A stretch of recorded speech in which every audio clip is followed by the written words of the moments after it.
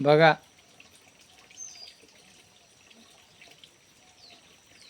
माणसाच्या ज्या वेळेला कृष्ण जन्माला आला आणि कृष्णाची सगळ्या गवळणींनी हे केली, पाळण्यात घातलं. पण यशोदेनं काय ठरवलं, कृष्ण कितीचा झाला, 108 दिवसाचा झाला. आणि 108 दिवस झाल्यानंतर मग आता आपण काय करायला पाहिजे, या सगळ्या गवळणीचा काय पाहिजे, सत्कार करायला पाहिजे.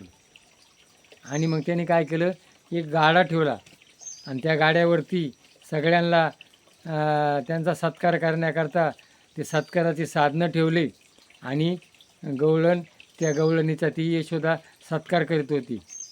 पण तो कुठं होता, त्या गाड्याखाली होता, झोळीत बांधलेला होता.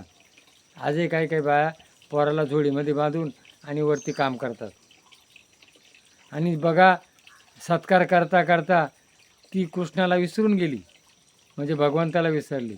आज माणूस ह्या गाड्यारूपी प्रपंचामध्ये कोणाला विसरला, भगवंताला विसरला. गाडी, बंगला, नोकरी, मुलं बाळं, इस्टेट, प्रॉपर्टी, मित्र, सगळ्यामध्ये कोणाला विसरला, भगवंताला विसरला. आणि मग त्या गाड्यामध्ये कोण लपलेला होता, षटकासूर. षटकासूर म्हणजे काय, सहा विकार, काम, क्रोध, लोभ, मद, मत्सर, अहंकार. हे कुठं त्याच्यात कृष्णाला मारण्याकरता कंसाला पाठवली होती, पुतना मारल्यानंतर. आणि मग काय केलं, भगवंत करतो ती लीला आणि माणूस करतो ती कर्म. कर्म म्हणजे काय, मी केलं आणि मला आनंद मिळावा याच्याकरता जाते कर्म. आणि निष्काम रहित केलेलं कर्म आणि दुसऱ्याकरता आनंद, याला काय म्हणतात, लीला. भगवंत काय करतो, दुसऱ्याच्या हिताकरता यदा यदा य धर्मस्य ग्लानिर्भवती भारत.